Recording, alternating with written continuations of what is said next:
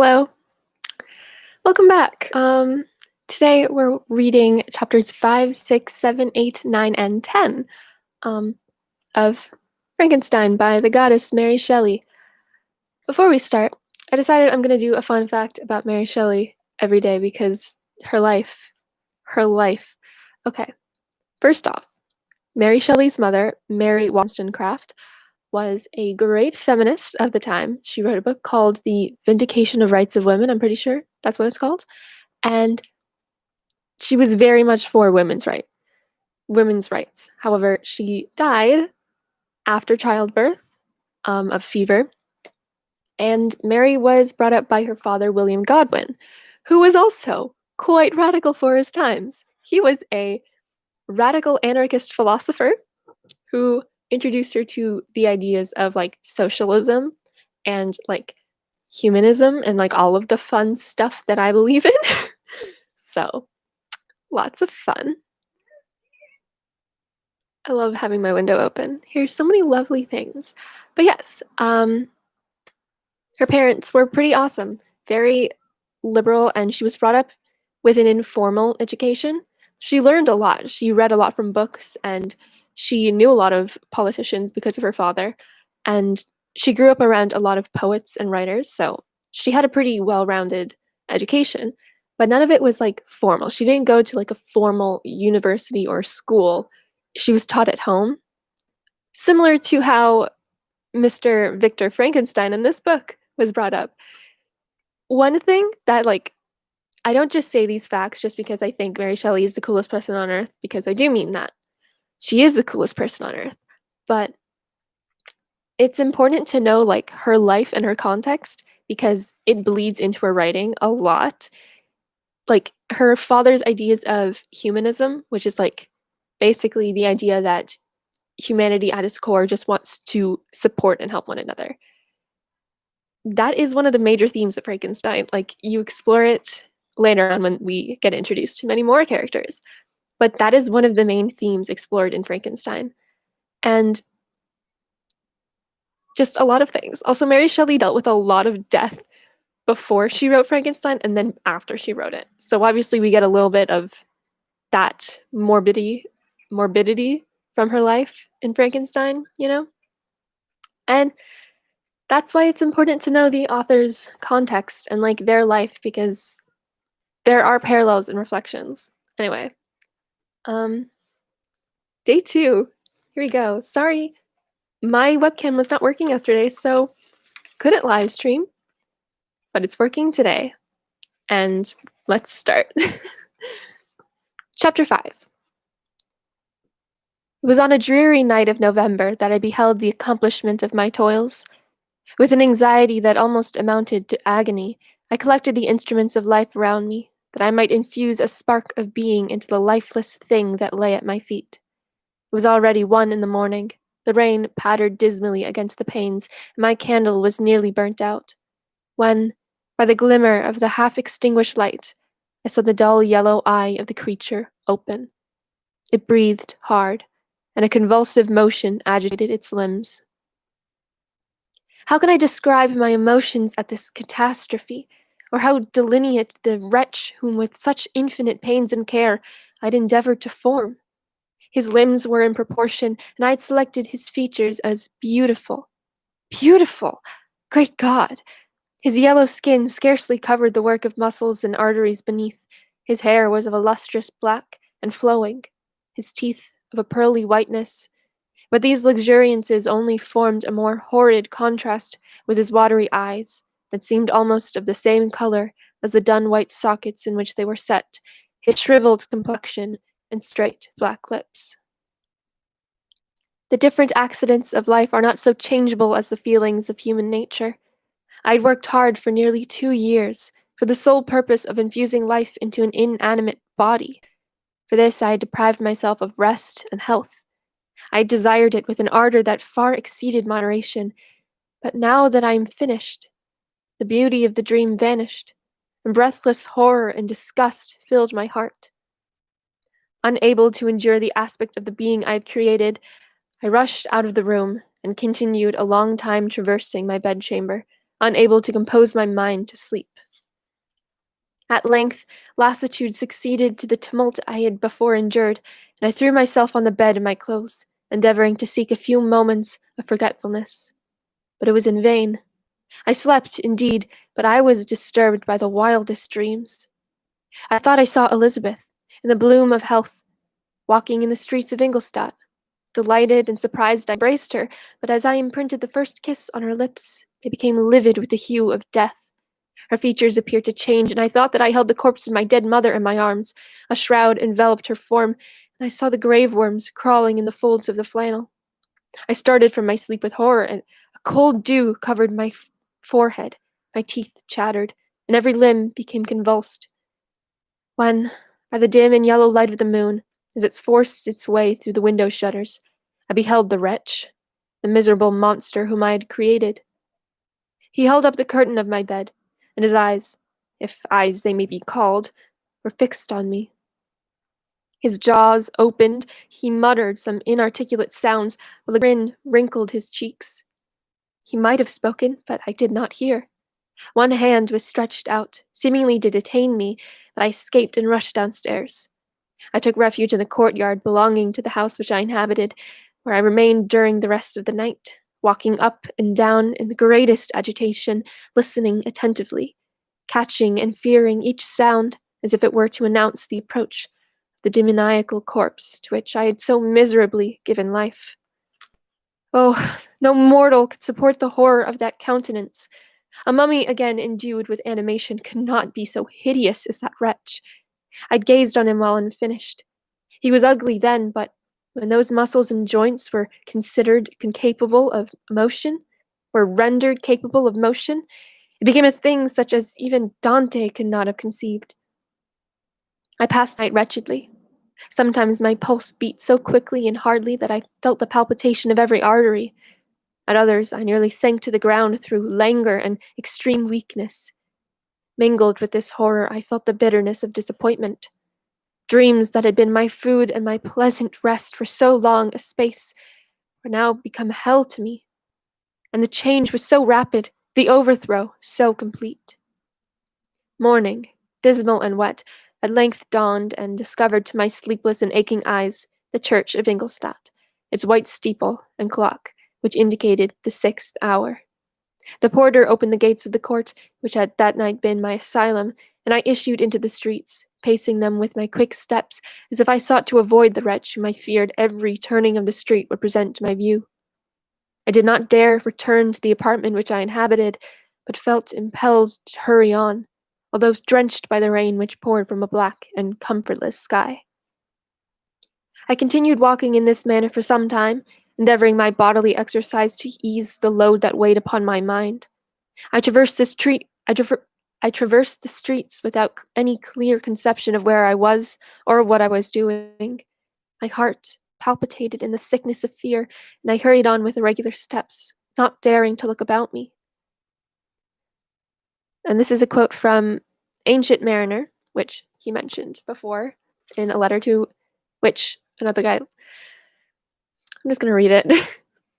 Like one who, on a lonely road, doth walk in fear and dread, and, having once turned round, walks on, and turns no more his head, because he knows a frightful fiend doth close behind him tread.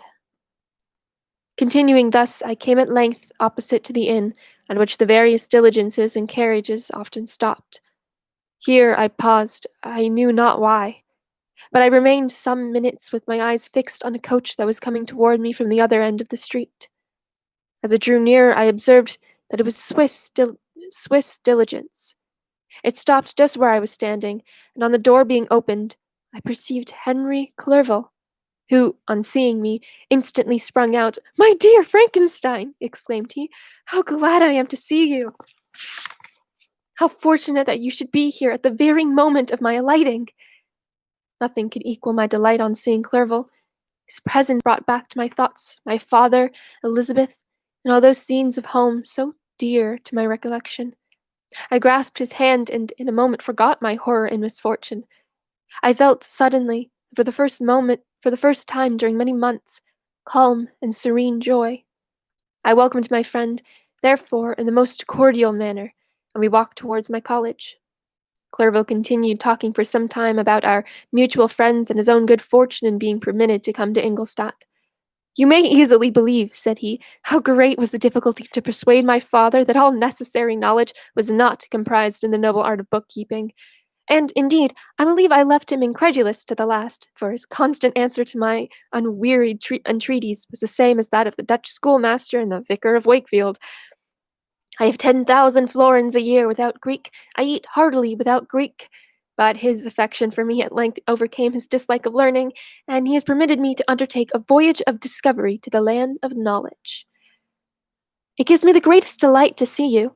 But tell me how you left my father, brothers, and Elizabeth. Very well, and very happily, only a little uneasily that they hear from you so seldom. By the by, I meant to lecture you a little upon their account myself. But, my dear Frankenstein, continued he, stopping short and gazing full in my face, I did not before remark how very ill you appear. So thin and pale. You look as if you had been watching for several nights. You guessed right. I have lately been so deeply engaged in one occupation that I have not allowed myself sufficient rest. As you see, but I sincerely hope, that all these employments are now at an end, and that I am at length free. I trembled excessively. I could not endure to think of, and far less to allude to, the occurrences of the preceding night. I walked with a quick pace. We soon arrived at my college. I then reflected, and the thought made me shiver, that the creature whom I had left in my apartment might still be there, alive and walking about. I dreaded to behold this monster, but I feared still more that Henry should see him. Sorry, there's a little fly in the room, bothering me. Thank you. Entreating him, therefore, to remain a few minutes at the bottom of the stairs, I darted up towards my own room. My hand was already on the lock of the door before I recollected myself. Are you kidding me? Please leave. Again, dangers of keeping my window open. Okay. Thank you. My hand was already on the lock of the door before I recollected myself. I then paused, and a cold shivering came over me. I threw the door forcibly open, as children are accustomed to do when they expect a spectre to stand in waiting for them on the other side, but nothing appeared. I stepped fearfully in. The apartment was empty. My bedroom was also freed from its hideous guest. I could hardly believe that so great a good fortune could have befallen me, but when I became assured that my enemy had indeed fled, I clapped my hands for joy and ran down to Clerval. We ascended into my room, and the servant presently brought breakfast, but I was unable to contain myself. It was not joy only that possessed me. I felt my flesh tingle with an excess of sensitiveness. My pulse beat rapidly. I was unable to remain for a single instant in the same place. I jumped over the chairs, clapped my hands, and laughed aloud. Clerval at first attributed my unusual spirits to joy on his arrival, but when he observed me more attentively, he saw a wildness in my eyes for which he could not account, and my loud, unrestrained, heartless laughter frightened and astonished him. "My dear Victor," cried he, "what, for God's sake, is the matter? Do not laugh in that manner. How ill are you? What is the cause of all this?"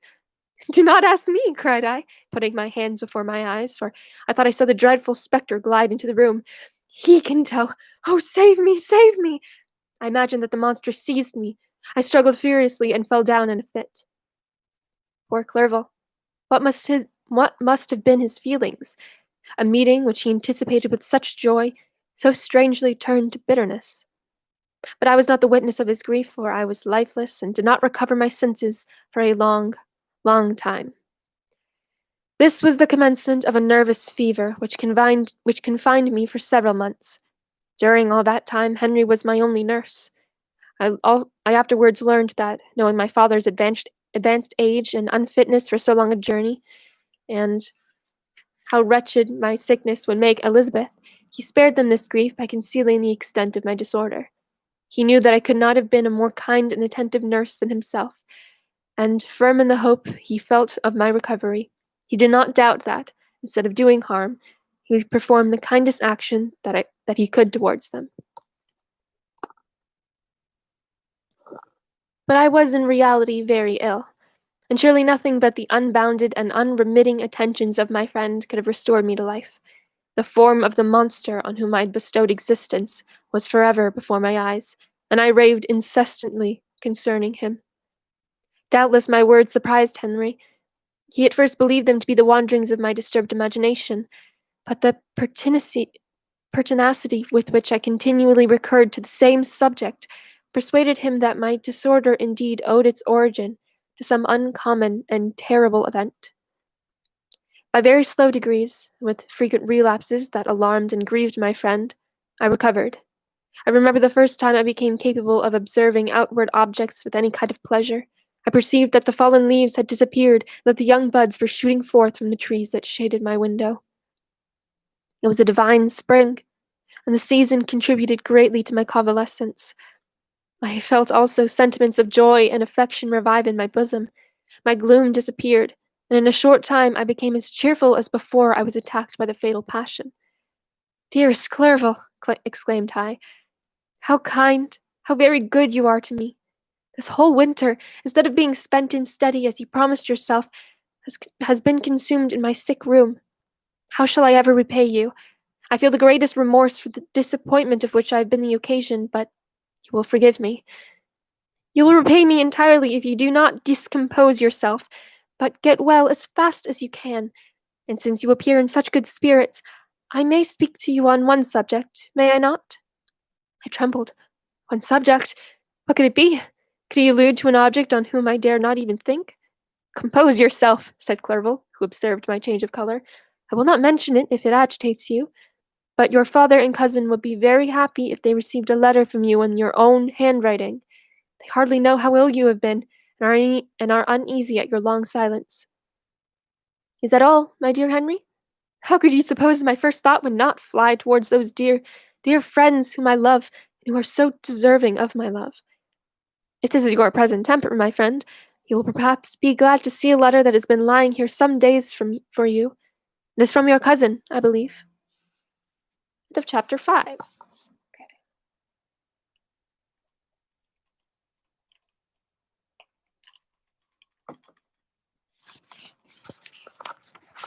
Okay. Chapter 6. Oh, hi, Victoria. Sorry. I just saw your message now. Chapter 6. Clerval then put the following letter into my hands. It was from my own Elizabeth. "My dearest cousin, you've been ill, very ill, and even the constant letters of dear kind Henry are not sufficient to reassure me on your account. You are forbidden to write, to hold a pen, yet one word from you, dear Victor, is necessary to calm our apprehensions. For a long time I have thought that each post would bring this line, and my persuasions have restrained my uncle from undertaking a journey to Ingolstadt. I have prevented his encountering the inconveniences and perhaps dangers of so long a journey, yet how often have I regretted not being able to perform it myself? I figure to myself that the task of attending on your sick bed has devolved on some mercenary old nurse, who can never guess your wishes nor minister to them with the care and affection of your poor cousin. Yet that is over now. Clerval writes that you are indeed getting better. I eagerly hope that you will confirm this intelligence soon in your own handwriting. Get well, and return to us. You will find a happy, cheerful home and friends who love you dearly.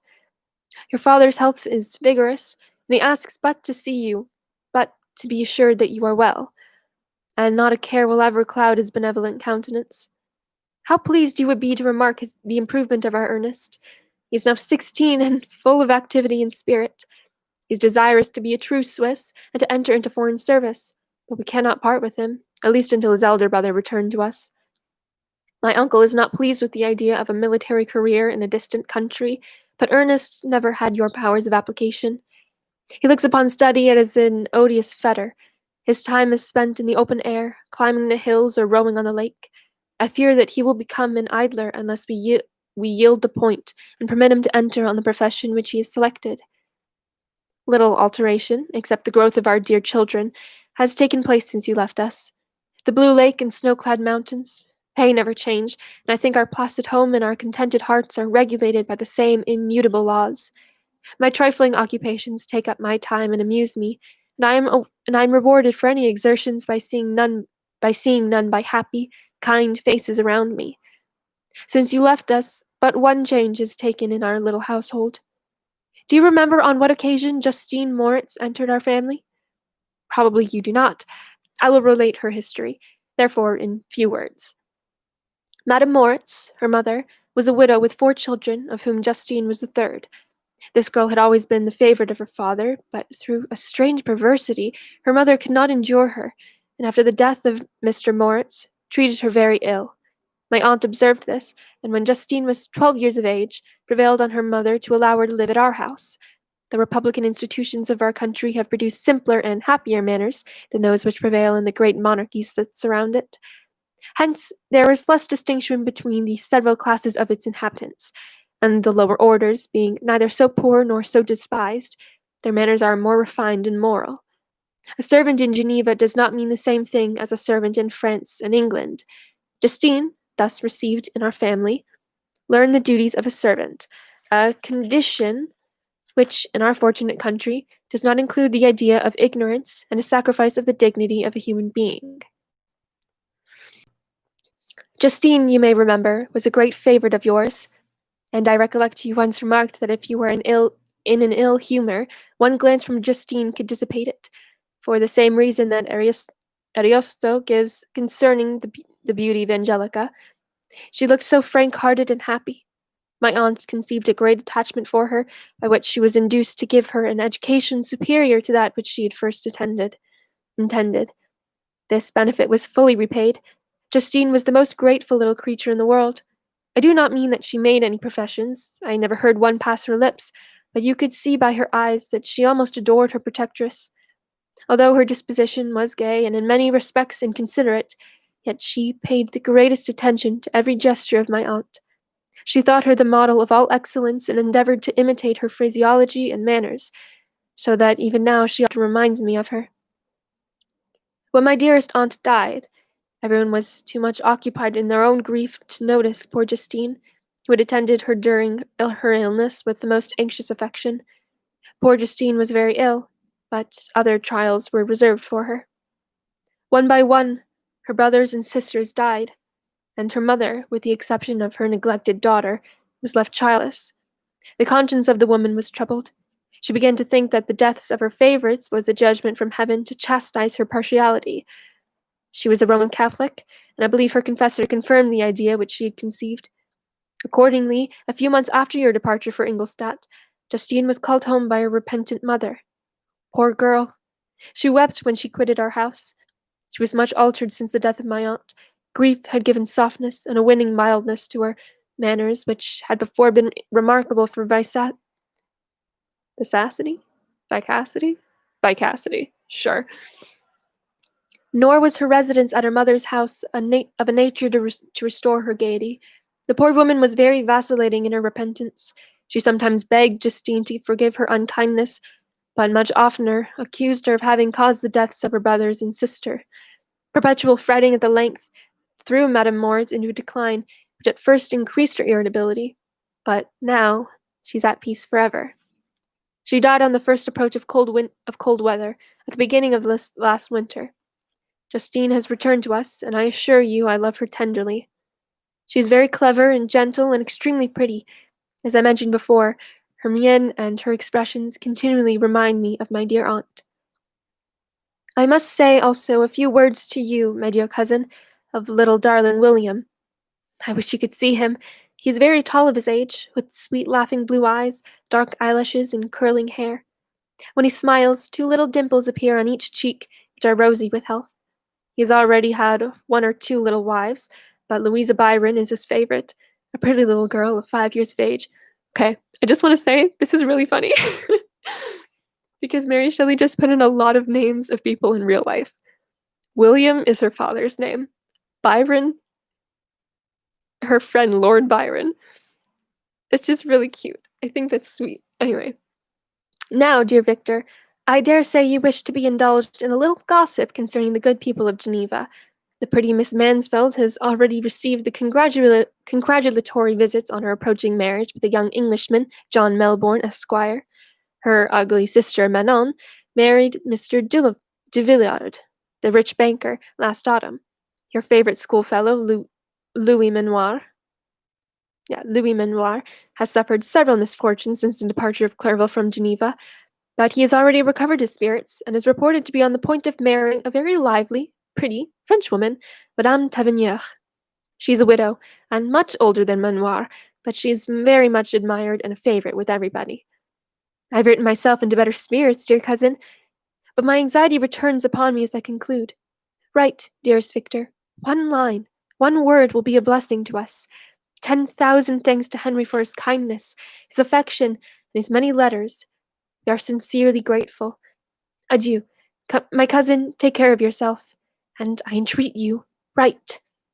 Elizabeth Lavenza, Geneva, March 18th, sometime in the year 1700. Dear, dear Elizabeth, I exclaimed when I read her letter.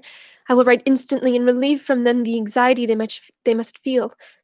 I wrote, and this exertion greatly fatigued me, but my convalescence had commenced and proceeded regularly. In another fortnight I was able to leave my chamber. One of my first duties in my recovery was to introduce Clerval to the several professors of the university. In doing this, I underwent a kind of rough usage, ill befitting the wounds that my mind had sustained. Ever since the fatal night, the end of my labors, and the beginning of my misfortunes, I had conceived a violent antipathy, even to the name of natural philosophy. When I was otherwise quite restored to health, the sight of a chemical instrument would renew all the agony of my nervous symptoms. Henry saw this and had removed all my apparatus from my view. He had also changed my apartment, for he perceived that I had acquired a dislike for the room which had previously been my laboratory. But these cares of Clerval were made of no avail when I visited the professors. Mr. Waldman inflicted torture when he praised, with kindness and warmth, the astonishing progress I had made in the sciences. He soon perceived that I disliked the subject, but not guessing the real cause, he attributed my feelings to modesty, and changed the subject from my improvement to the science itself, with a desire, as I evidently saw, of drawing me out. What could I do? He meant to please, and he tormented me. I felt as if he had placed carefully, one by one, in my view, those instruments which were to be afterwards used in putting to me a slow and cruel death. I writhed under his words, yet dared not exhibit the pain I felt. Clerval, whose eyes and feelings were always quick in discerning the sensations of others, declined the subject, alleging, in excuse, his total ignorance, and the conversation took a more general turn.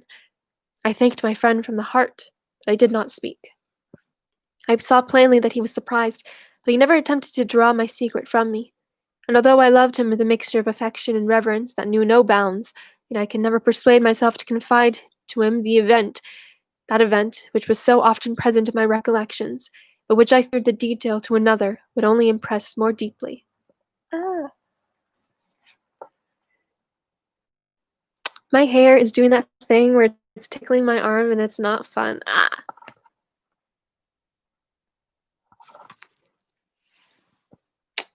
Okay. Mr. Crump was not equally docile, and in my condition at that time of almost insupportable sensitiveness, his harsh, blunt encomiums gave me even more pain than than the benevolent approbation of Mr. Waldman. What is that supposed to say? Oh, damn, okay. I totally forgot that in 1800s you couldn't say damn. Damn the fellow, cried he. Why, Mr. Clerval, I assure you he has outstripped us all. Ay, stare if you please, but it is nevertheless true. A youngster who, but a few years ago, believed in Cornelius Agrippa as firmly as in the gospel, has now set himself at the head of the university, and if he is not soon pulled down, we shall all be out of countenance. Ay, ay, continued he, observing my face expressive of suffering, Mr. Frankenstein is modest, an excellent quality in a young man. Young men should be diffident of themselves, you know, Mr. Clerval. I was myself when young, but that wears out in a very short time. Mr. Crump had now commenced a eulogy on himself, which happily turned the conversation from a subject that was so annoying to me. Clerval had never sympathized in my taste for natural science, and his literary pursuits differed wholly from those which had occupied me. He came to the university with the design of making himself complete master of the Oriental languages, as thus he should open a field for the plan of life he had marked out for himself. Resolved to pursue no inglorious career, he turned his eyes towards the east as affording scope for his spirit of enterprise. The Persian, Arabic, the Persian, Arabic, and Sanskrit languages engaged his attention, and I was easily induced to enter on the same studies. Idleness had ever been irksome to me, and now that I wished to fly from reflection and hated my former studies, I felt great relief in being the fellow pupil with my friend, and found not only instruction, but consolation in the works of the Orientalists. I did not, like him, attempt a critical knowledge of their dialects, for I did not contemplate making any other use of them than temporary amusement. I read merely to understand their meaning, and they well repaid my labors. Their melancholy is soothing, and their joy elevating, to a degree I never experienced in studying the authors of any other country. When you read their writings, life appears to consist in a warm sun and a garden of roses, in the smiles and frowns of a fair enemy, and the fire that consumes your own heart. How different from the manly and heroical poetry of Greece and Rome! Summer passed away in these occupations, and my return to Geneva was fixed for the latter end of autumn. But, being delayed by several accidents, winter and snow arrived, the roads were deemed impassable, and my journey was— I'm not going to say that word because that's not a bad word. That's a bad word. It's the R word. My journey was slowed until the ensuing spring. I felt this delay very bitterly, for I longed to see my native town and my beloved friends. My return had only been delayed so long from an unwillingness to leave Clerval in a strange place before he had become acquainted with any of its inhabitants. The winter, however, was spent cheerfully, and although the spring was uncommonly late, when it came, its beauty compensated for its dilatoriness. Dilatoriness? Sure. The month of May had already commenced, and I expected the letter daily which was to fix the date of my departure, when Henry proposed a pedestrian tour in the environs of Ingolstadt, that I might bid a personal farewell to the country I had so long inhabited. I acceded with pleasure to this proposition. I was fond of exercise, and Clerval had always been my favorite companion in the rambles of this nature that I had taken among the scenes of my native country. We passed a fortnight in these perambulations. My health and spirits had long been restored, and they gained additional strength from the Jesus fucking Christ. Salubrious air I breathed, the natural incidents of our progress, and the conversation of my friend. Study had before secluded me from the intercourse of my fellow creatures and rendered me unsocial, but Clerval called forth the better feelings of my heart. He again taught me to love the aspect of nature and the cheerful faces of children. Excellent friend! How sincerely did you love me and endeavor to elevate my mind until it was on a level with your own? A selfish pursuit had cramped and narrowed me until your gentleness and affection warmed and opened my senses. I became the same happy creature who, a few years ago, loved and beloved by all, had no sorrow or care. When happy, inanimate nature had the power of bestowing on me the most delightful sensations. A serene sky and verdant fields filled me with ecstasy. The present season was indeed divine. The flowers of spring bloomed in the hedges, while those of summer were already in bud. I was undisturbed by thoughts which during the preceding year had pressed upon me, notwithstanding my endeavours to throw them off, with an invincible burden. Henry rejoiced in my gaiety, and sincerely sympathized in my feelings. He exerted himself to amuse me, while he expressed the sensations that filled his soul. The resources of his mind on this occasion were truly astonishing. His conversation was full of imagination, and very often in imitation of the Persian and Arabic writers. He invented tales of wonderful fancy and passion. At other times he repeated my favorite poems, and drew me out into arguments which he supported with great ingenuity.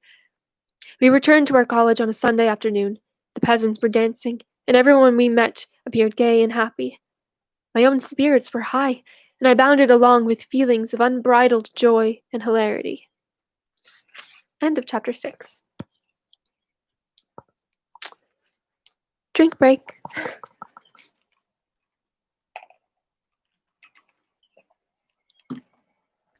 Okay.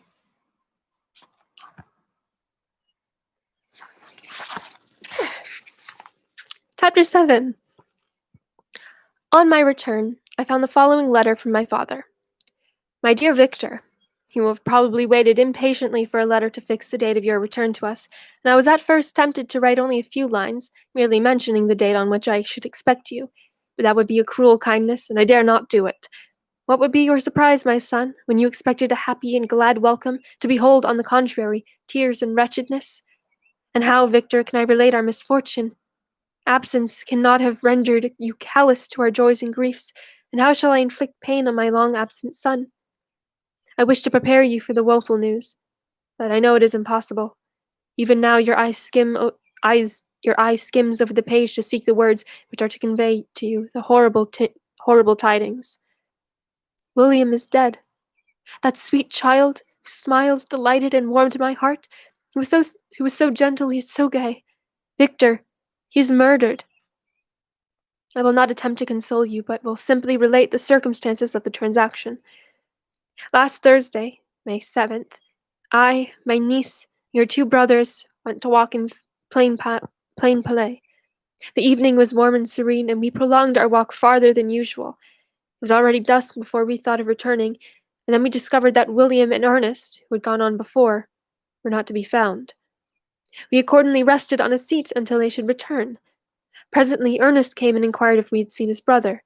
He said that he had been playing with him, that William had run away to hide himself, that he vainly sought for him, and afterwards waited for him a long time, but that he did not return. This account rather alarmed us, and we continued to search for him until night fell, and Elizabeth conjectured that he may have returned to the house. He was not there. We returned again with torches, for I could not rest when I thought my sweet boy had lost himself, and was exposed to all the damps and dews of night. Elizabeth was also suffered extreme anguish. About 5 in the morning I discovered my lovely boy, whom the night I had seen blooming and active in health, stretched out on the grass, livid and motionless. The print of the murderer's fingers was on his neck. He was conveyed home, and the anguish that was visible in my countenance betrayed the secret to Elizabeth. She was very earnest to see the corpse. At first I attempted to prevent her, but she persisted, and entering the room where it lay, hastily examined the neck of the victim, and clasping her hands, exclaimed, "Oh God! I have murdered my darling child!" She fainted, and was restored with extreme difficulty. When she again lived, it was only to weep and sigh. She told me that same evening William had teased her to let him wear a very valuable miniature that she possessed of your mother. This picture is gone, and was doubtless the temptation which urged the murderer to the deed. We have no trace of him at present, although our exertions to discover him are unremitted. They will not restore my beloved William. Come, dearest Victor, you alone can console Elizabeth. She weeps continually, and accuses herself unjustly as the cause of his death. Her words pierce my heart. We are all unhappy, but will not that be an additional motive for you, my son, to return and be our comforter? Your dear mother! Alas, Victor, I now say, thank God she did not live to witness the cruel, miserable death of her youngest darling. Come, Victor, not with brooding thoughts of vengeance against the assassin, but with feelings of peace and gentleness that will heal instead of festering the wounds of our minds. Enter the house of mourning, my friend, but with kindness and affection for those who love you, and not with hatred for your enemies. Your affectionate and afflicted father, Alphonse Frankenstein, Geneva, May 12th, 1700 something. Oh, painful. That's sad. I didn't know that happened. But we know who murdered William. We know. We know. Clerval, who had watched my countenance as I read this letter, was surprised to observe the despair that had succeeded to the joy I at first expressed on receiving news from my friends. I threw the letter on the table and covered my face with my hands. "My dear Frankenstein!" exclaimed Henry when he perceived me weep with bitterness. "Are you always to be unhappy? My dear friend, what has happened?" I motioned to him to take up the letter, while I walked up and down the room in extremest agitation. Tears also gushed from the eyes of Clerval as he read the account of my misfortune. "I can offer you no consolation, my friend," said he. "Your disaster is irreparable. What do you intend to do?" To go instantly to Geneva. Come with me, Henry, to order the horses." During our walk, Clerval endeavored to say few words of consolation. He could only express his heartfelt sympathy. "Poor William," said he, "dear lovely child, he now sleeps with his angel mother, who that had seen him bright and joyous in his young beauty, but must weep over his untimely loss. To die so miserably, to feel the murderer's grasp, how much more a murderer that could destroy such radiant innocence? Poor little fellow! One only consolation have we, his friends, mourn and weep, that he is at rest. The pang is over, his sufferings are at an end forever. A sod covers his gentle form, and he knows no pain. He can no longer be a subject for pity. We must reserve that for his miserable survivors." Clerval spoke thus as we hurried through the streets. The words impressed themselves on my mind, and I remembered them afterwards in solitude. But now, as soon as the horses arrived, I hurried into a cabriolet and bade farewell to my friend. My journey was very melancholy. At first I wished to hurry on, for I longed to console and sympathize with my loved and sorrowing friends, but when I drew near my native town, I slackened my progress. I could hardly sustain the multitude of feelings that crowded into my mind.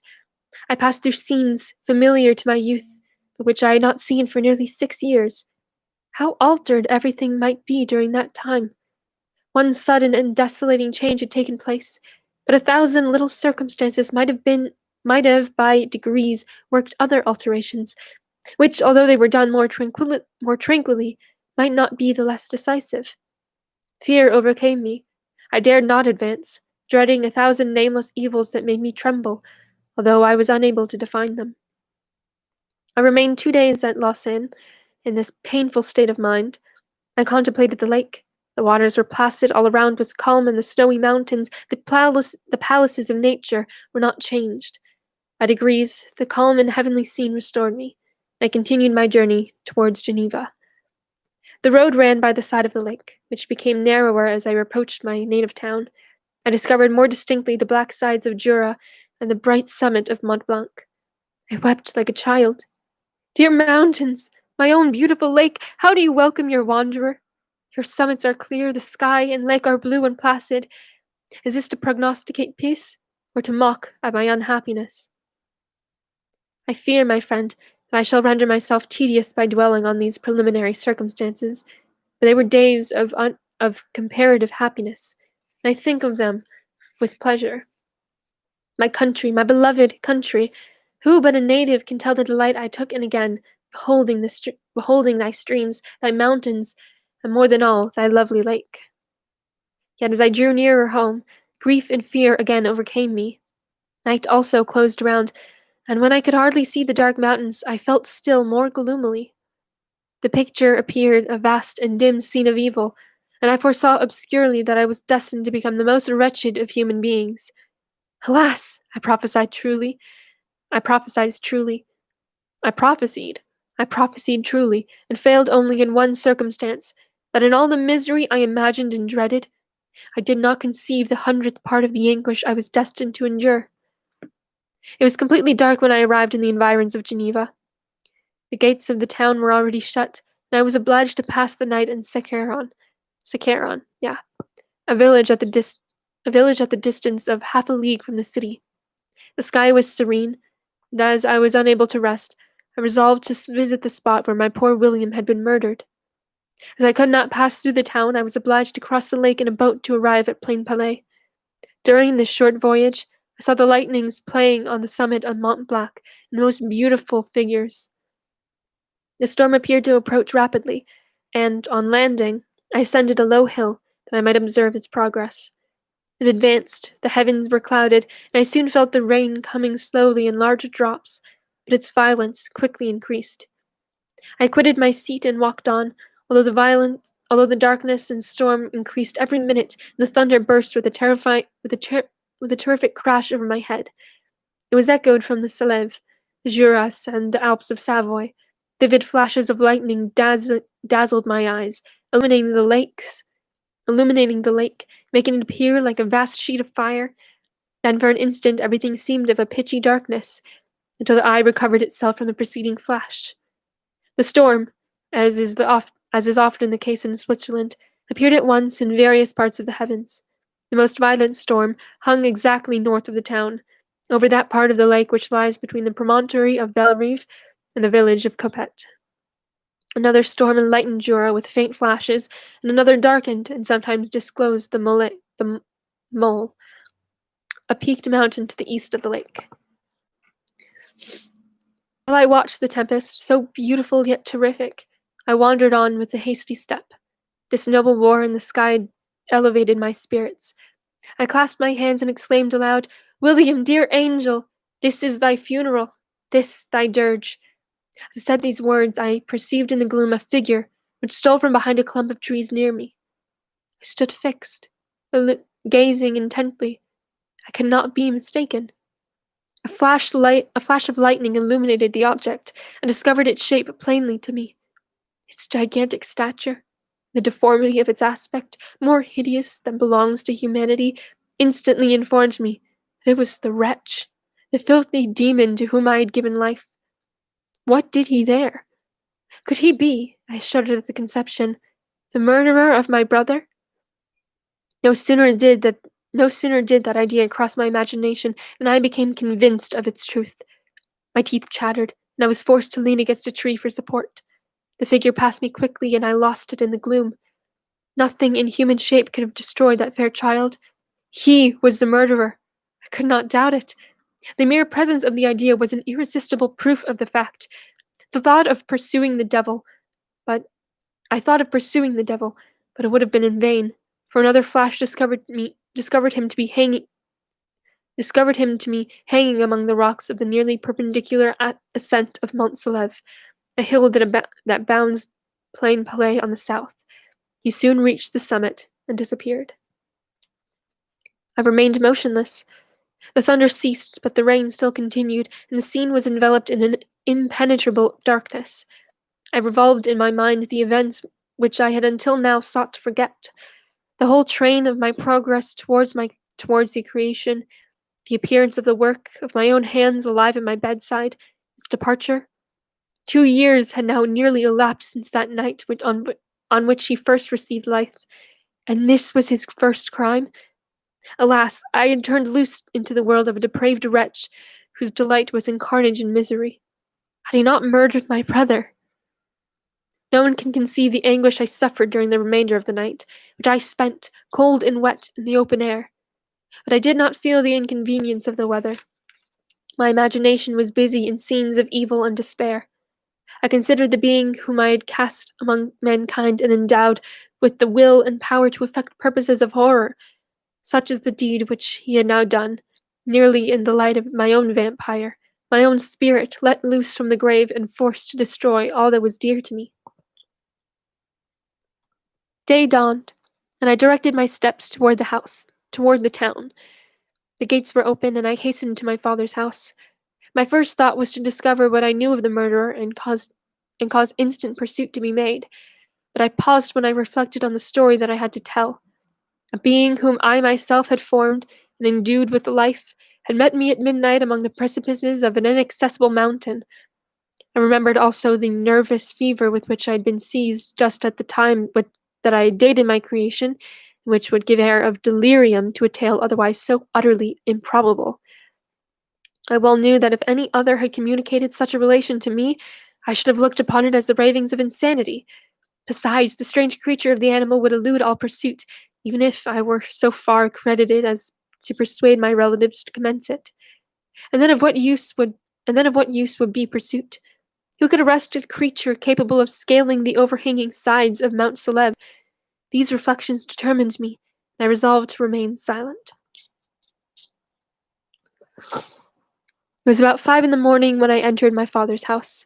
I told the servants not to disturb the family, and went into the library to attend their usual hour of rising. 6 years had elapsed, passed as a dream, but for one indelible trace, and I stood in the same place where I had last embraced my father before my departure for Ingolstadt. Beloved and venerable parent, he still remained to me. I gazed on the picture of my mother, which stood over the mantelpiece. It was a historical subject, painted at my father's desire, and represented Caroline Beaufort in an agony of despair, kneeling by the coffin of her dead father. Her garb was rustic and her cheek pale, but there was an air of dignity and beauty that hardly permitted the sentiment of pity. Below this picture was a miniature of William, and my tears flowed when I looked upon it. While I was thus engaged, Ernest entered. He had heard me arrive and hastened to welcome me. He expressed a sorrowful delight to see me. "Welcome, my dearest Victor," said he. "Ah, I wish you had come 3 months ago, and then you would have found us all joyous and delighted. You come to us now to share a misery which nothing can alleviate. Yet your presence will, I hope, revive our father, who seems sinking under his misfortune, and your persuasions will induce poor Elizabeth to cease her vain and tormenting self-accusations. Poor William! He was our darling and our pride." Tears, unrestrained, fell from my brother's eyes. A sense of mortal agony crept over my frame. Before, I had only imagined the wretchedness of my desolated home. The reality came on me as a new and a not less terrible disaster. I tried to calm Ernest. I inquired more minutely concerning my father, and her I named my cousin. "She, most of all," said Ernest, "requires consolation. She accused herself of having caused the death of my brother, and that made her very wretched. But since the murderer discovered, good God, how can that be? Who could attempt to pursue him? It is impossible. One might as well try to overtake the winds or confine a mountain stream with a straw. I saw him too. He was free last night." "I do not know what you mean," replied my brother in accents of wonder. "But to us the discovery we have made completes our misery. No one would believe it at first, and even now Elizabeth will not be convinced, notwithstanding all the evidence. Indeed, who would credit that Justine Moritz, who was so amiable and fond of all the family, could suddenly become capable of so frightful, so appalling a crime? Justine Moritz! Poor, poor girl, is she the accused? But it is wrongfully, everyone knows that, no one believes it, surely, Ernest. No one did at first. But several circumstances came out that have almost forced conviction upon us, and her own behavior has been so confused as to add to the evidence of facts a weight that I fear leaves no hope for doubt. But she will be tried today, and you will hear all." He related that, the morning on which the murder of poor William had been discovered, Justine had taken ill and confined to her bed for several days. During this interval, one of the servants, happening to examine the apparel she had worn on the night of the murder, had discovered in her pocket the picture of my mother, which had been judged to the temptation of the murderer. The servant instantly showed it to one of the others, who, without saying a word to any of the family, went to the magistrate, and upon their deposition, Justine was apprehended. On being charged with the fact, the poor girl confirmed the suspicion of the great measure by her extreme confusion of manner. This was a strange tale, but it did not shake my faith, and I replied earnestly, "You are all mistaken. I know the murderer. Justine, poor, good Justine, is innocent." That instant my father entered. I saw unhappiness deeply impressed on his countenance, but he endeavored to welcome me cheerfully, and after we exchanged our mournful greeting, would have introduced some other topic than that of our disaster, had not Ernest exclaimed, "Good God, papa! Victor says he knows who was the murderer of poor William." "We do also, unfortunately," replied my father, "for indeed I have rather been forever ignorant than have discovered so much depravity and ingratitude in one I valued so highly. My dear father, you are mistaken. Justine is innocent. If she is, God forbid that she should suffer as guilty. She is to be tried today, and I sincerely hope, that she will be acquitted." This speech calmed me. I was firmly convinced in my own mind that Justine, and indeed every human being, was guiltless of this murder. I had no fear, therefore, that any circumstantial evidence could be brought forward strong enough to convict her. My tale was not one to announce publicly. Its astounding horror would be looked upon as madness by the vulgar. Did anyone indeed exist, except I, the Creator, who would believe, unless his senses convinced him, in the existence of the living monument of presumption and rash ignorance which I had let loose upon the world? We were soon joined by Elizabeth. Time had altered her since I last beheld her, and endowed her with loveliness surpassing the beauty of her childish years. There was the same candor, the same vivacity, but I was allied to an expression more full of sensibility and intellect. She welcomed me with the greatest affection. "Your arrival, my dear cousin," said she, "fills me with hope. You perhaps will find some means to justify my poor, guiltless Justine. Alas, who is safe if she be convicted of crime? I rely on her innocence as certainly as I do upon my own. Her misfortune is doubly hard to us. We have not only lost that lovely darling boy, but this poor girl, whom I sincerely love, is to be torn away by even a worse fate. If she is condemned, I shall never know joy more. But she will not. I'm sure she will not. And I shall be happy again, even after the sad death of my little William. She is innocent, my Elizabeth, said I. That I should. She is innocent, my Elizabeth, said I, and that shall be proved. Fear nothing, but let your spirits be cheered by the assurance of her acquittal. How kind and generous you are! Everyone else believes in her guilt, and that makes me wretched, for I knew that it was impossible. To see everyone else prejudiced in so deadly a manner rendered me hopeless and despairing. She wept. Dearest niece, said my father, dry your tears. If she is, as you believe, innocent, rely on the justice of our laws, and the activity with which I shall prevent the slightest shadow of partiality. End of chapter 7. There's about 3 chapters left to go. We're halfway there. Whoa, living on a prayer.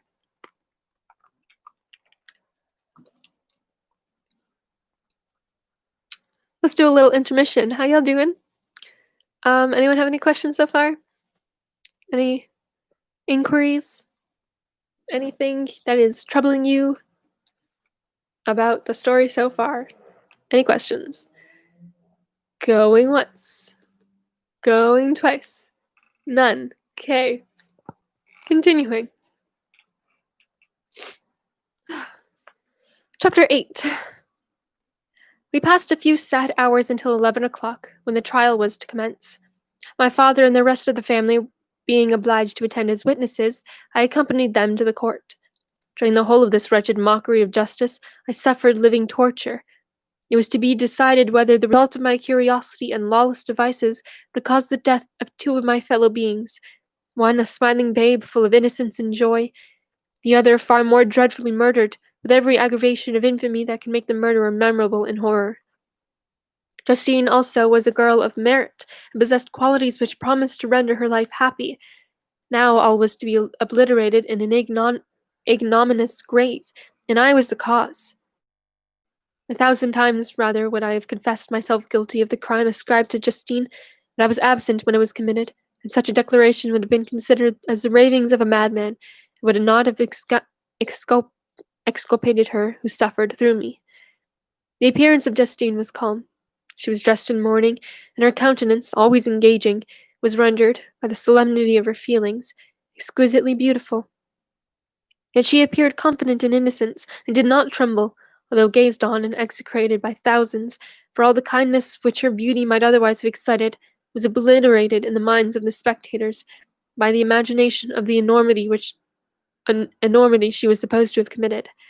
She was tranquil, yet her tranquillity was evidently constrained, and as her confusion had before been adduced as a proof of her guilt, she worked up her mind to an appearance of courage. When she entered the court, she threw her eyes round it, and quickly discovered where we were seated. A tear seemed to dim her eye when she saw us, but she quickly recovered herself, and a look of sorrowful affection seemed to attest her utter guiltlessness. Frankenstein is a good book, yes. Thank you, Victoria.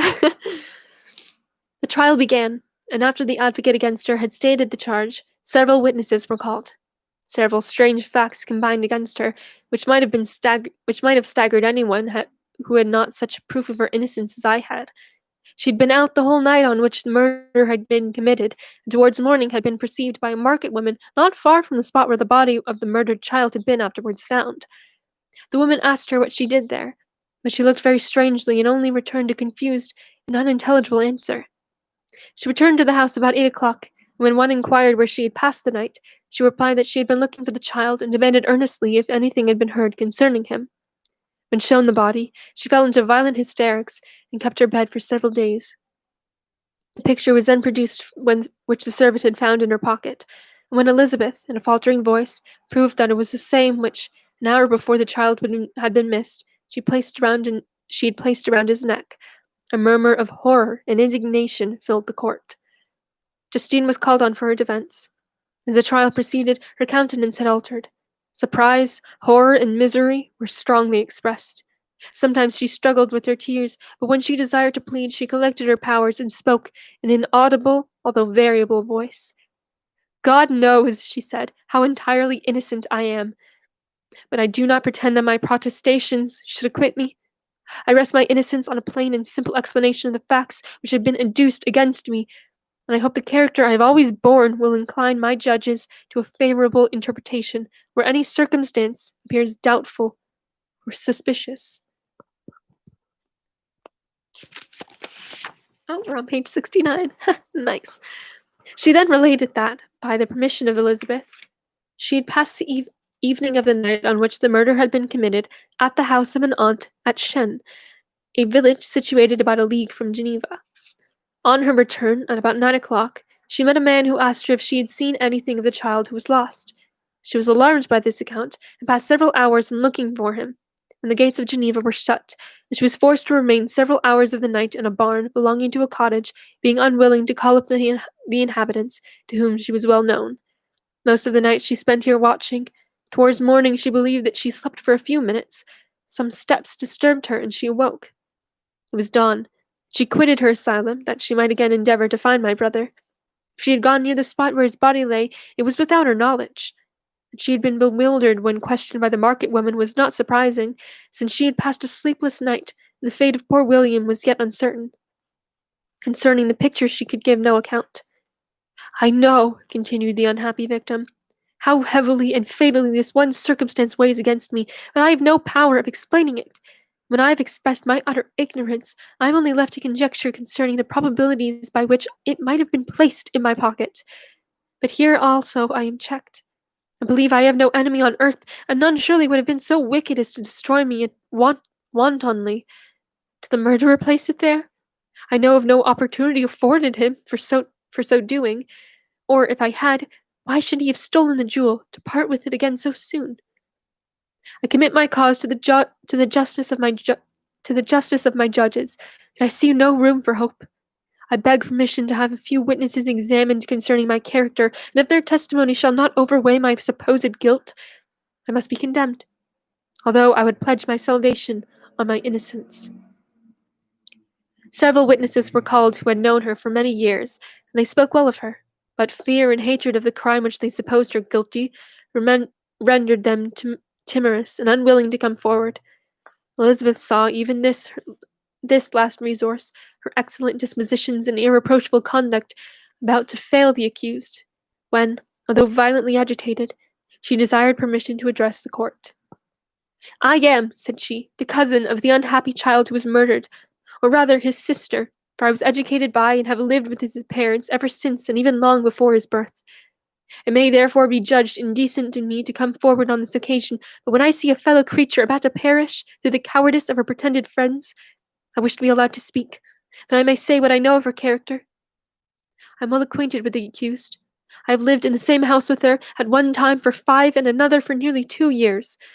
During all that period, she appeared to me the most amiable and benevolent of human creatures. She nursed Madame Frankenstein, my aunt, in her last illness, with the greatest affection and care, and afterwards attended to her own mother during a tedious illness, in a manner that excited the admiration of all who knew her, after which she again lived in my uncle's house, where she was beloved by all the family. She was warmly attached to the child who was now dead, and acted towards him like the most affectionate mother. For my own part, I do not hesitate to say that, notwithstanding all the evidence produced against her, I believe and rely on her perfect innocence. She had no temptation for such an action as to do the bauble on which the chief proof rests. If she had earnestly desired it, I should have willingly given it to her, so much as I do esteem and value her. A murmur of approbation followed Elizabeth's simple and powerful appeal, but it was excited by her generous interference, and not in favour of poor Justine, on whom the public indignation had turned with renewed violence, charging her with the blackest ingratitude. She herself wept as Elizabeth spoke, but she did not answer. My own agitation and anguish was extreme during the whole trial. I believed in her innocence, extreme. I believed in her innocence. I knew it. Could the demon who had, I did not for a minute doubt, murdered my brother also in his hellish sport, and betrayed the innocent to death and ignominy? I could not sustain the horror of my situation, and when I perceived that the popular voice and the countenances of the judges had already condemned my unhappy victim, I rushed out of the court in agony. The tortures of the accused did not equal mine. She was sustained by innocence, but the fangs of remorse tore my bosom and would not forego their hold. Oh, damn. Poor Justine. I passed a night of unmingled wretchedness. In the morning I went to the court, my lips and throat were parched. I dared not ask the fatal question, but I was known, and the officer guessed the cause of my visit. The ballots had been thrown. They were all black. Justine was condemned. I cannot pretend to describe what I felt then. I had before experienced sensations of horror, and I had endeavored to bestow upon them adequate expressions, but words cannot convey an idea of the heart-sickening despair that I then endured. The person to whom I addressed myself added that Justine had already confessed her guilt. That evidence, he observed, was hardly required in so glaring a case, but I am glad of it. And indeed, none of our judges like to condemn a criminal upon circumstantial evidence, be it ever so decisive. This was strange and unexpected intelligence. What could it mean? Had my eyes deceived me? And was I really as mad as the whole world would believe me if I had believed... Shit. And was I really as mad as the whole world would believe me to be if I disclosed the object of my suspicions? I hastened to return home, and Elizabeth eagerly demanded the result. My cousin, replied I, it is decided as you may have expected. All judges had rather that 10 innocent should suffer than that one guilty should escape. But she has confessed. This was a dire blow to poor Elizabeth, who relied with firmness on Justine's innocence. Alas, said she, how shall I ever again believe in human goodness? Justine, whom I loved and esteemed as my sister, how could she put on those smiles of innocence only to betray? Her mild eyes seemed incapable of any severity or guile, yet she has committed a murder. Soon after we heard that the poor victim had expressed a desire to see my cousin. My father wished her not to go, but said that he left it to her own judgment and feelings to decide. Yes, said Elizabeth, I will go, although she is guilty, and you, Victor, shall accompany me. I cannot go alone. The idea of this visit was to torture me, yet I could not refuse. Oh, sorry. I entered the gloomy prison chamber and beheld Justine sitting on some straw at the farther end. Her hands were manacled. Manacled? Sure, manacled, and her head rested on her knees. She rose on seeing us enter, and when we were left alone with her, she threw herself at the feet of Elizabeth, weeping bitterly. My cousin wept also. Oh, Justine, said she, why did you rob me of my last consolation? I relied on your innocence, and although I was then very wretched, I was not so miserable as I am now. Do you also believe that I am so very, very wicked? Do you also join with my enemies to crush me, to condemn me as a murderer? Her voice was suffocated with sobs. Rise, my poor girl, said Elizabeth. Why do you kneel if you are innocent? I am not one of your enemies. I believed you guiltless, notwithstanding every evidence, till I heard that you had yourself declared your guilt. That report, you say, is false. And be assured, dear Justine, that nothing can shake my confidence in you for a moment, but your own confession. I did confess, but I confessed a lie. I confessed that I might obtain absolution, but now that falsehood lies heavier on my heart than all my other sins. The God of heaven forgive me. Ever since I was condemned, the confessor has besieged me. He threatened and menaced until I almost began to think that I was the monster that he said I was. He threatened excommunication and hellfire in my last moments if I continued obdurate. Dear lady, I had none to support me. All looked on me as a wretch doomed to ignominy and perdition. What could I do? In an evil hour I subscribed to a lie, and now only am I truly miserable. Damn. She paused, weeping, and then continued. I thought with horror, my sweet lady, that you should believe your Justine, whom your blessed aunt had so highly honored and whom you loved, was a creature capable of a crime which none but the devil himself could have perpetrated. Dear William! Dearest, blessed William! I shall soon see you again in heaven, where we shall all be happy, and that consoles me. going as I am to suffer ignominy and death. Oh, Justine, forgive me for having one moment distrusted you. Why did you confess? But do not mourn, dear girl, do not fear. I will prove your innocence. I will melt the stony hearts of your enemies by my tears and prayers. You shall not die. You, my playfellow, my companion, my sister, perish on the scaffold. No, no, I never could survive so horrible a misfortune. Justine shook her head mournfully. Stop moving. Jesus. Justine shook her head mournfully. I do not fear to die, she said. The pang is past. God raises my weakness and gives me courage to endure the worst. I leave a sad and bitter world, and if you remember me and think of me as one unjustly condemned, I am resigned to the fate awaiting me. Learn from me, dear lady, to submit in patience to the will of heaven. During this conversation I had retired to a corner of the prison room, where I could conceal the horrid anguish that possessed me. Despair! Who dared talk of that? The poor victim, who on the morrow was to pass the awful boundary between life and death, felt not, as I did, such deep and bitter agony. I gnashed my teeth and ground them together, uttering a groan that came from my inmost soul. Justine started. When she saw who it was, she approached me and said, Dear sir, you are very kind to visit me. You, I hope, do not believe that I am guilty. I could not answer. No, Justine, said Elizabeth. He is more convinced of your innocence than I was, or even when he heard that you had confessed, he did not credit it. I truly thank him. In these last moments I feel the sincerest gratitude towards those who think of me with kindness. How sweet is the affection of others to such a wretch as I am. It removes more than half my misfortune, and I feel as if I could die in peace now that my innocence is acknowledged by you, dear lady, and your cousin. Thus the poor sufferer tried to comfort others and herself. She indeed gained the resignation she desired, but I, the true murderer, felt the never-dying worm alive in my bosom, which allowed no hope or consolation. Elizabeth also wept and was unhappy, but hers was also the misery of innocence, which, like a cloud that passes over the fair moon, for a while hides but cannot tarnish its brightness.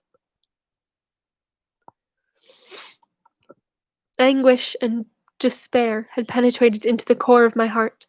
It bore hell within me which nothing could extinguish. We stayed several hours with Justine, and it was with great difficulty that Elizabeth could tear herself away. I wish, cried she, that if I were to die with you, I cannot live in this world full of misery. Justine assumed an air of cheerfulness, while she with difficulty repressed her bitter tears. She embraced Elizabeth and said in a voice of half-suppressed emotion, Farewell, sweet lady, dearest Elizabeth, my beloved and my only friend. May heaven in its bounty bless and preserve you. May this be the last misfortune that you will ever suffer. Live and be happy, and make others so. And on the morrow, Justine died. Elizabeth's heartrending eloquence failed to move the judges from their settled conviction in the criminality of the saintly sufferer. My passionate and indignant appeals were lost upon them, and when I received their cold answers, and heard the harsh, unfeeling reasoning of these men, my purposed avowal died away on my lips. Thus I might proclaim myself a madman, but not revoke the sentence passed upon my wretched victim. She perished on the scaffold as a murderess. From the tortures of my own heart, I turned to contemplate the deep and voiceless grief of my Elizabeth. This was also my doing, and my father's woe, and the desolation of that late so smiling home, all was the work of my thrice accursed hands. Ye weep, unhappy ones, but these are not your last tears. Again shall you raise the funeral wail, and the sound of your lamentations shall again and again be heard. Frankenstein, your son, your kinsman, your early much-loved friend, he who would spend each vital drop of blood for your sakes, who has no thought nor sense of joy except as it is mirrored also in your dear countenances, who would fill the air with blessings and spend his life in serving you. He bids you weep, to shed countless tears, happy beyond his hopes, if thus inexorable fate be satisfied, if the destruction pause before the peace of the grave have succeeded to your sad torments. Thus spoke my prophetic soul, as, torn by remorse, horror, and despair, I beheld those I loved spend vain sorrow upon the graves of William and Justine. the first hapless victims to my unhallowed arts. End of chapter 6. Jesus. You know when you talk for like an hour and 15 minutes exactly, and like you also have allergies, and so like, ah! Yeah.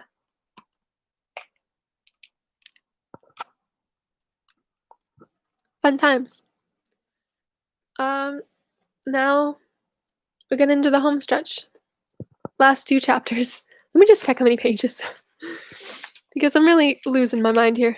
1, 2, 3, 4, 5, 6, 7, 8, 9, 10, 11, 12, 13. Fun. 13 pages. Okay. We got this. We got this. We got this. Okay. Chapter 9. Nothing is more painful to the human mind than, after the feelings have been worked up by a quick succession of events, the dead calmness of inaction and certainty which follows, and deprives the soul both of hope and fear. Justine died. She rested, and I was alive. The blood flowed freely in my veins, but a weight of despair and remorse pressed on my heart, which nothing could remove. Sleep fled from my eyes. I wandered but like an evil spirit, for I had committed deeds of mischief beyond description horrible, and more, much more, I persuaded myself, was yet behind. Yet my heart overflowed with kindness and the love of virtue. I had begun life with benevolent intentions, and thirsted for the moment when I should put them in practice and make myself useful to my fellow beings. Now all was blasted. Instead of that serenity of conscience which allowed me to look back upon the past with self-satisfaction, and from thence to gather promise of new hopes, I was seized by remorse and the sense of guilt, which hurried me away to a hell of intense tortures, such as no language can describe. This state of mind preyed upon my health, which had perhaps never entirely recovered from the first shock it had sustained. I shunned the face of man. All sound of joy or complacency was torture to me. Solitude was my only consolation. Deep, dark, death-like solitude. My father observed with pain the alteration perceptible in my disposition and habits, and endeavored by arguments deduced from the feelings of his serene conscience and guiltless life to inspire me with fortitude and awaken in me the courage to dispel the dark cloud which brooded over me. "Do you think, Victor," said he, "that I do not suffer also? No one could love a child more than I loved your brother." Tears came into his eyes as he spoke. But it is not a duty to the survivors that we should refrain from augmenting their unhappiness by appearance of immoderate grief. It is also a duty owed to yourself, for excessive sorrow prevents improvement or enjoyment, or even the discharge of daily usefulness, without which no man is fit for society. This advice, although good, was totally inapplicable to my case. I should have been the first to hide my grief and console my friends, if remorse had not mingled its bitterness and terror its alarm with my other sensations. Now I could only answer my father with a look of despair, and endeavored to hide myself from his view. About this time we retired to our house in Belrive. This change was particularly agreeable to me. The shutting of the gates regularly at 10 o'clock, and the impossibility of remaining on the lake after that hour, had rendered our residence within the walls of Geneva very irksome to me. I was now free. Often, after the rest of the family had retired for the night, I took the boat and passed many hours upon the water. Sometimes, with my sails set, I was carried by the wind, and sometimes, after rowing into the middle of the lake, I left the boat to pursue its own course, and gave way to my own miserable reflections. I was often tempted, when all was at peace around me, and I was the only unquiet thing that wandered restless in a scene so beautiful and heavenly. If I except some bat or the frogs whose harsh and uninterrupted croaking was heard only when I approached the shore. Often I say I was tempted to plunge into the silent lake, that the waters might close over me and my calamities forever. But I was restrained. When I thought of the heroic and suffering Elizabeth, whom I loved and whose existence was bound up in who I tenderly loved, and whose existence was bound up in mine, I thought also of my father and surviving brother. Should I base my should I should I by my base desertion I can't talk. Should I, by my base desertion, leave them exposed and unprotected to the malice of the fiend whom I had let loose among them? Sorry this is moving. This table is very rickety, and I am only reading with one hand, so it's a little precarious. Big words, haha.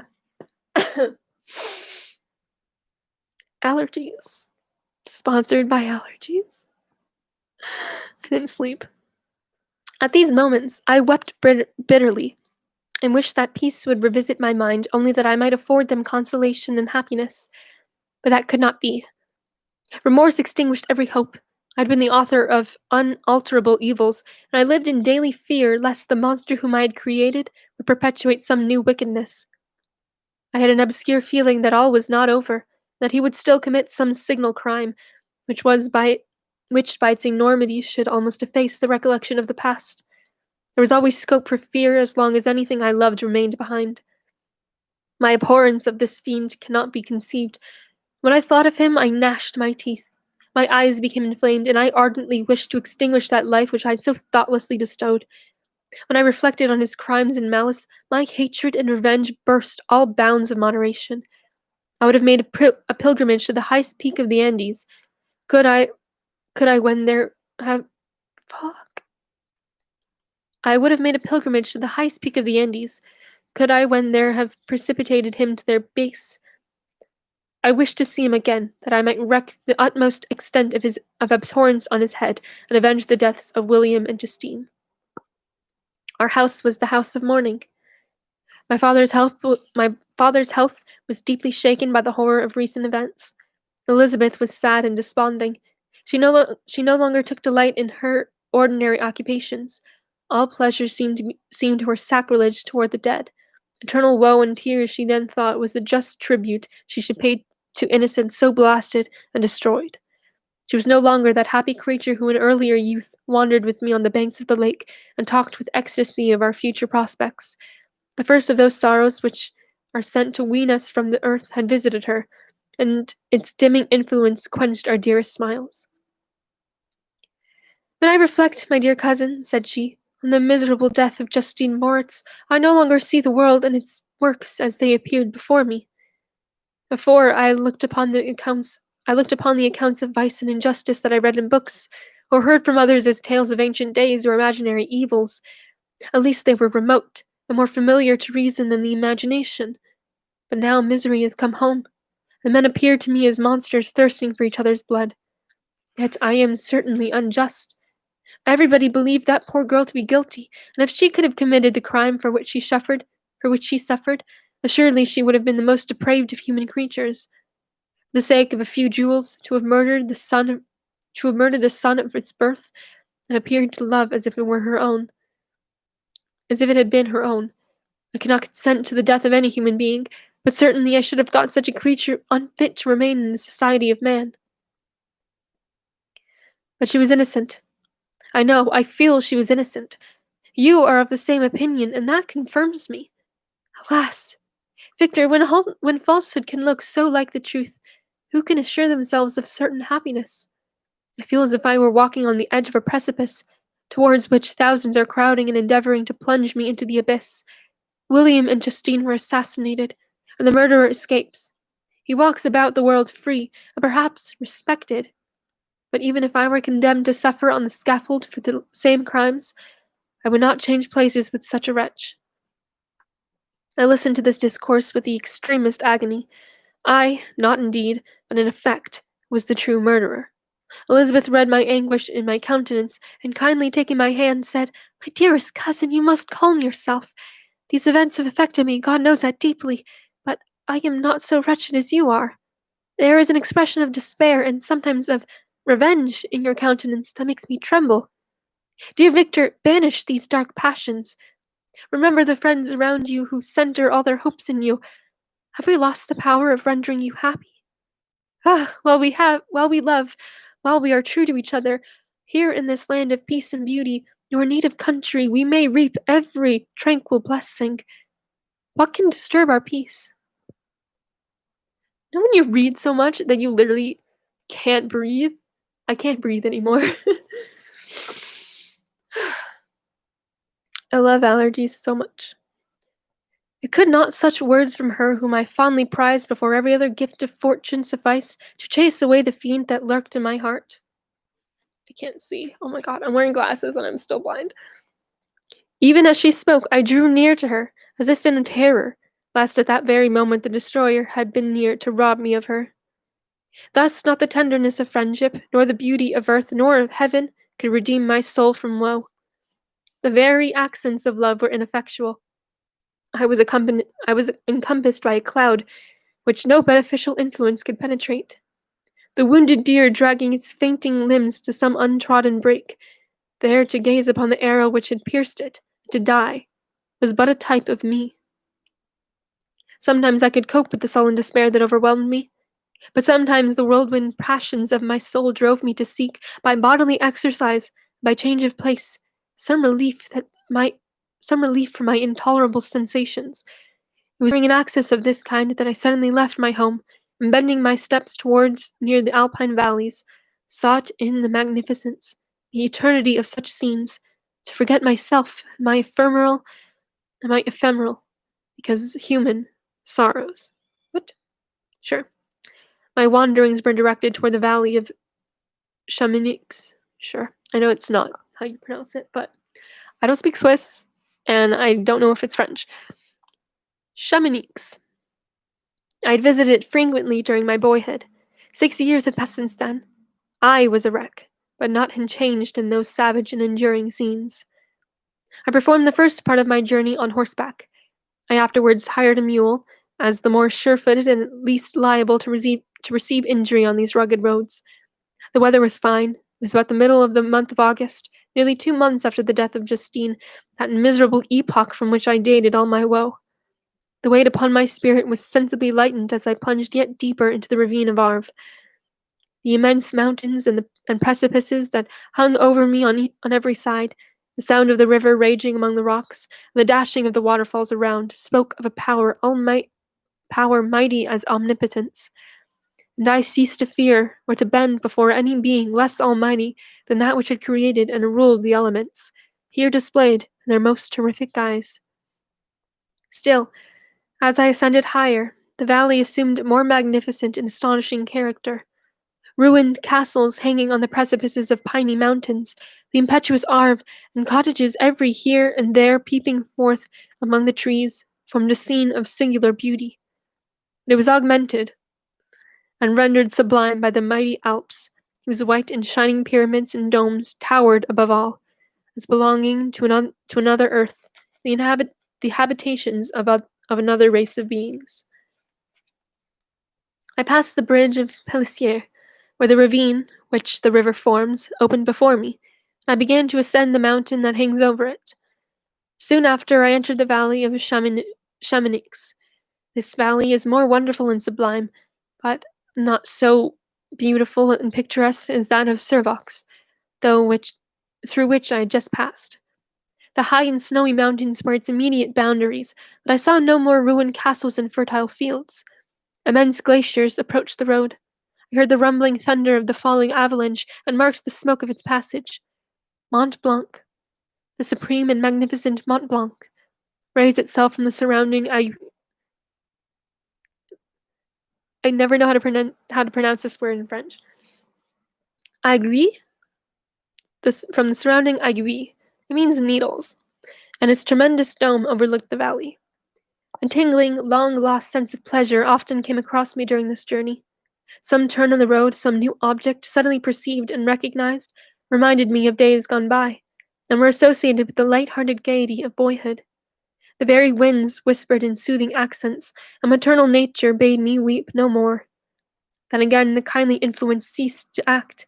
I found myself fettered again to grief, and indulging in all the misery of reflection. Then I spurred on my animal, striving so to forget the world, my fears, and more than all, myself, or in a more desperate fashion, I alighted and threw myself on the grass, weighed down by horror and despair. At length I arrived in the village of Chamonix. This exhaustion succeeded to the extreme fatigue of both both of body and of mind, which I had endured. For a short space of time I remained at the window watching the pallid lightnings that played above Mont Blanc, and listening to the rushing of the Arve, which pursued its noisy way beneath. The same lulling sounds acted as a lullaby to my too keen senses. When I placed my head upon my pillow, sleep crept over me. I felt as if it came and blessed the giver of oblivion. End of chapter 9. We're on last chapter now, which is, oh god, it's like 8 pages. Definitely less than 8 pages, like 4, 6. Um, oh my god,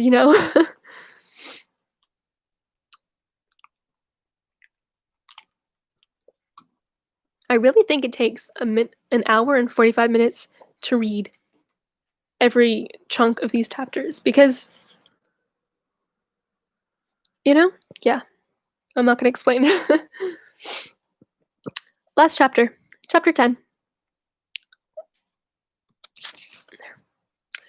I spent the following day roaming through the valley. I stood beside the sources of Arvarian, which took their rise in a glacier that with slow paces advancing down from the summit of the hills to barricade the valley. The abrupt sides of vast mountains were before me, the icy wall of the glacier overhung me, a few shattered pines were scattered around, and the solemn silence of this glorious presence chamber of imperial nature was broken only by the brawling waves or the fall of some vast fragment. The thunder sound of the avalanche, the cracking, reverberated along the mountains, of the accumulated ice, which, through the silent working of immutable laws, was ever and anon rent and torn, as if it had been a plaything in their hands. That was a whole sentence. That was like 10 lines, and that was one whole sentence. These sublime and sufficient These sublime and magnificent scenes afforded me the greatest consolation that I was capable of receiving. They elevated me from all littleness of feeling, and although they did not remove my grief, they subdued and tranquilized it. In some degree, also, they diverted my mind from the thoughts over which it had brooded for the last month. I retired to rest at night, my slumbers, as it were, waited on and ministered to by the semblance of grand shapes which I had contemplated during the day. They congregated round me, the unstained snowy mountain top, the glittering pink pinnacle, the pine woods and ragged bare ravine, the eagle soaring amidst the cloud. They all gathered round me and bade me be at peace. Where had they fled when the next morning I awoke? All of soul inspiriting fled with sleep, and dark melancholy clouded every thought. The rain was pouring in torrents, and thick mists hid the summits of the mountains, so that I even saw not the faces of those mighty friends. Still I would penetrate their misty veil and seek them in their cloudy retreats. What were rain and storm to me? My mule was brought to the door, and I resolved to ascend to the summit of Montanvert. I remembered the effect that the view of the tremendous and ever-moving glacier had produced on my mind when I first saw it. It had then filled me with a sublime ecstasy that gave wings to the soul and allowed it to soar from the obscure world to light and joy. The sight of the awful and majestic in nature had indeed always the effect of solemnizing my mind and causing me to forget the passing cares of life. I determined to go without a guide, for I was well acquainted with the path. The presence of another would destroy the solitary grandeur of the scene. The ascent is precipitous, but the path is cut into continual and short windings, which enable you to surmount the perpendicularity of the mountain. It is a scene terrifically desolate. In a thousand spots the traces of the winter avalanche may be perceived, where trees lie broken and strewn on the ground, some entirely destroyed, others bent, leaning upon the jutting rocks of the mountain, or transversely upon other trees. The path, as you ascend higher, is intersected by ravines of snow, down which stones continually roll from above. One of them is particularly dangerous, as the slightest sound, even such as even speaking in a loud voice, produces a concussion of air sufficient to draw destruction upon the head of the speaker. The pines are not tall or luxuriant, but they are somber, and add an air of severity to the scene. I looked on the valley beneath. Vast mists were rising from the rivers which ran through it and curling in thick wreaths around the opposite mountains, whose summits were hid in the uniform clouds. While rain poured from the dark sky and added to the melancholy impression I received from the objects around me. Alas! Why does man boast of sensibilities superior to those apparent in the brute? It only renders them more necessary beings. If our impulses were confined to hunger, thirst, or desire, we might nearly be free. But now we are moved by every wind that blows, and a chance word or scene that word may convey to us. We rest. A dream has power to poison sleep. We rise. One wandering thought pollutes the day. We feel, conceive a reason, laugh or weep, embrace fond woe or cast our cares away. It is the same, for, be it joy or sorrow, the path of its departure still is free. Man's yesterday may ne'er be like his morrow, naught may endure but mutability. It was nearly noon when I arrived at the top of the ascent.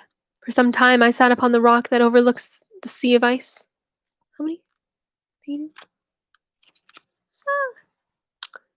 Sea of ice? A mist covered both that and the surrounding mountains. Presently a breeze dissipated the cloud, and I descended upon the glacier.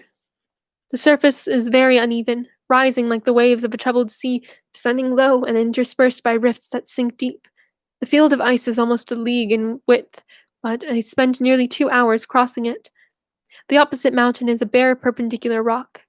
From the side where I now stood, Montenverde was exactly opposite, the distance of a league, and above it rose Mont Blanc in its awful majesty. Ugh, I have to take a quick break because I'm losing my voice. I feel like I am.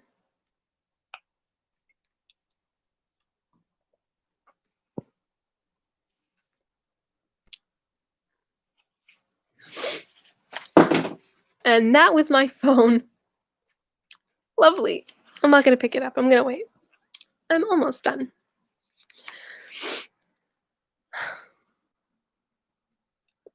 I remained in a recess of the rock, gazing on this wonderful and stupendous scene. The sea, or rather the vast river of ice, wound among its dependent mountains, whose aerial summits hung over its recesses. Their icy and glittering peaks shone in the sunlight over the clouds. My heart, which was before sorrowful, now swelled with something like joy. I exclaimed, "Wandering spirits, if indeed ye wander and do not rest in your narrow beds, allow me this faint happiness, or take me, as your companion, away from the joys of life." As I said this, I suddenly beheld the figure of a man, at some distance, advancing towards me with superhuman speed. He bounded over the crevices of the ice among which I had walked with caution. His stature also, as he approached, seemed to exceed that of a man. I was troubled. A mist came over my eyes, and I felt a faintness seize me, but I was quickly restored by the cold gale of the mountains. I perceived, as the shape came nearer, sight tremendous and abhorred, that it was the wretch whom I had created. I trembled with rage and horror, resolving to wait his approach and then close with him in mortal combat. He approached. His countenance bespoke bitter anguish. Bitter anguish, combined with disdain and malignity, while its unearthly ugliness rendered it almost too horrible for human eyes. But I scarcely observed this. Rage and hatred had at first deprived me of utterance, and I recovered only to overwhelm him with words expressive of furious detestation and contempt. "Devil!" I climbed. "Do you dare approach me? Do you not fear the fierce vengeance of my arm wreaked on your miserable head? Begone, vile insect, or rather stay, that I may trample you to dust. And oh, that I could, with that extinction of your miserable existence, restore those victims whom you have so diabolically murdered." "I expect this reception," said the demon. "All men hate the wretched. How, then, must I be hated, who am miserable beyond all living things? Yet you, my creator, detest and spurn me, thy creature, to whom thou art bound by ties only dissoluble by the annihilation of one of us. You purpose to kill me. How dare you sport thus with life? Do your duty towards me, and I will do mine towards you and the rest of mankind. If you will comply with my conditions, I will leave them, and you at peace. Yeah, Frankenstein talks. He's actually very, like, articulate. He's one thing that they really get wrong in a lot of adaptations of Frankenstein, they always make it seem like he doesn't know how to talk or that like he only speaks in like grunts and moans. No, he talks. He is very articulate. He is very self-aware. He understands his existence. He is human, in a sense. He does have the humanity and awareness enough to speak like a human. He speaks as human. And that is what makes this so terrifying. Do your duty towards me, and I will do mine towards you and the rest of mankind. If you comply with my conditions, I will leave them and you at peace. I think my hair tie just broke. Yep. My hair tie just snapped. If you will comply with my conditions, I will leave them and you at peace. But if you refuse, I will glut the maw of death until it be satiated with the blood of your remaining friends. Abhorred monster, fiend that thou art, the tortures of hell are too mild a vengeance for thy crimes. Wretched devil, you approach me with your creation? Come on, then, that I may extinguish the spark which I so negligently bestowed. My rage was without bounds. I sprang on him, impelled by all the feelings which can arm one being against the existence of another. My hair really wasn't cooperating. He easily eluded me and said, "Be calm! I entreat you to hear me before you give vent to your hatred on my devoted head. Have I not suffered enough that you seek to increase my misery? Life, although may only be an accumulation of anguish, is dear to me, and I will defend it. Remember that thou hast made me more powerful than thyself. My height is superior to thine, my joints more supple, but I will not be tempted to set myself in opposition to thee. I am thy creature, and I will be even mild and docile to my natural lord and king, if thou wilt also perform thy part, the which thou owest me. O Frankenstein, be not equitable to every other, and trample upon me alone, to whom thy justice, and even thy clemency and affection, is most due. Remember that I am thy creature.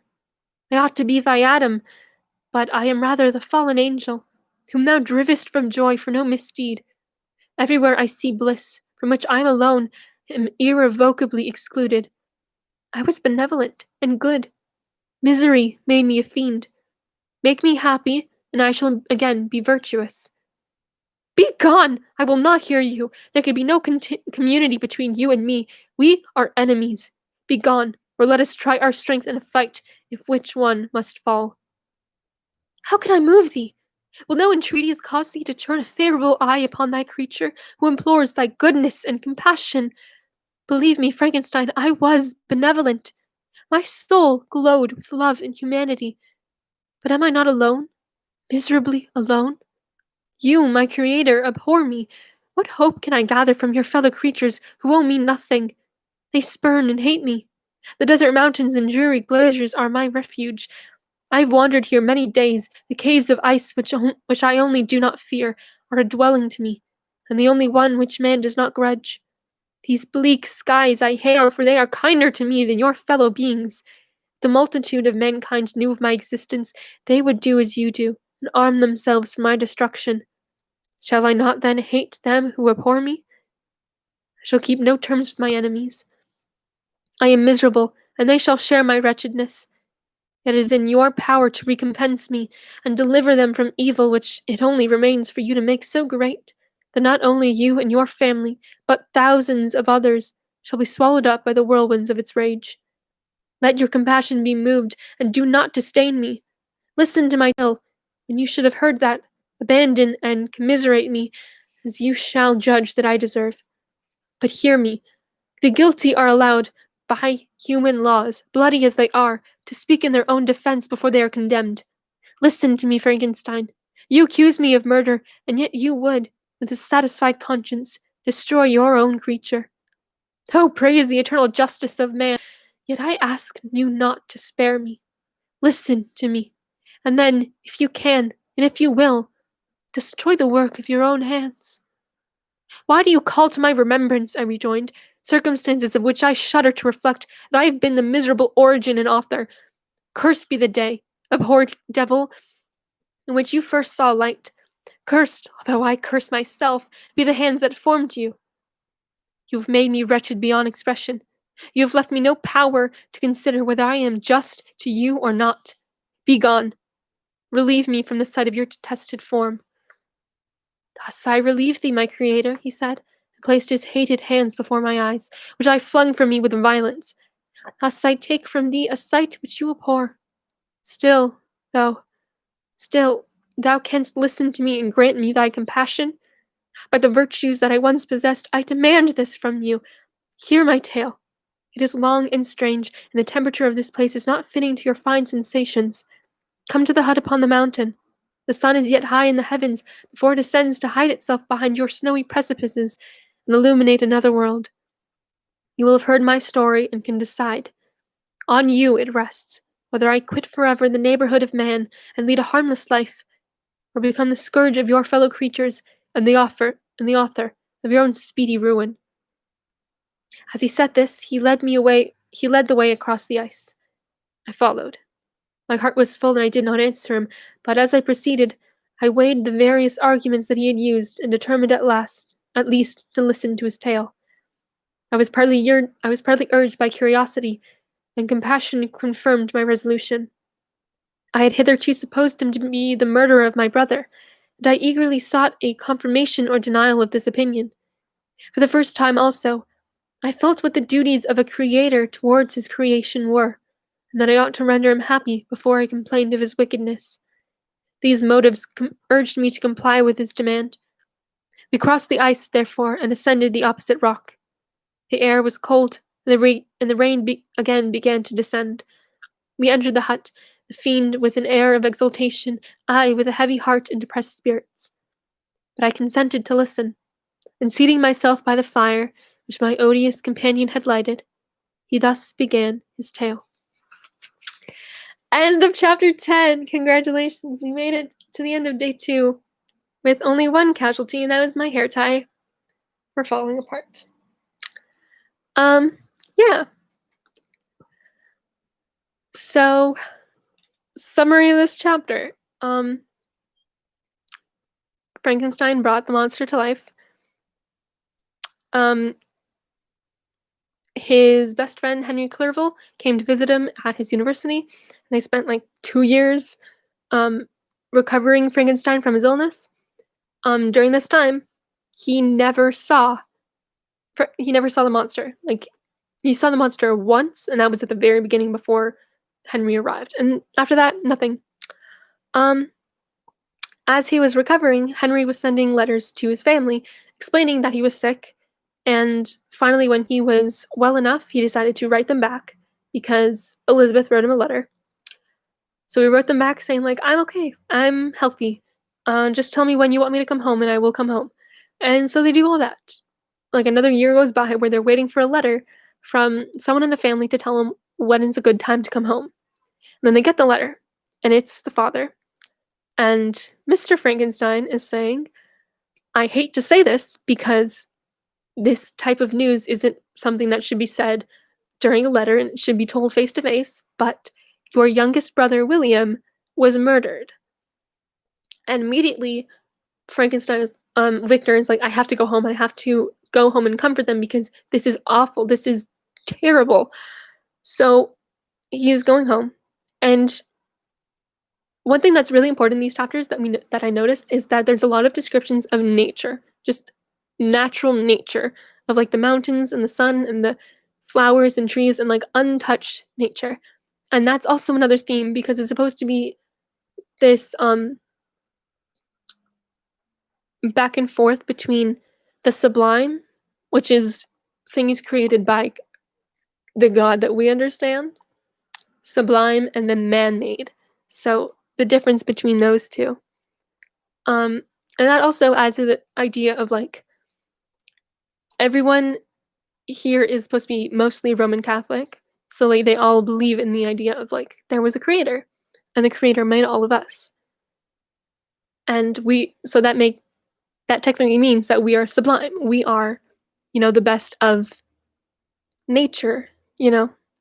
But the things we make can be wretched. The things we make can be terrifying and not at all as awe-inspiring and wonderful as the sublime.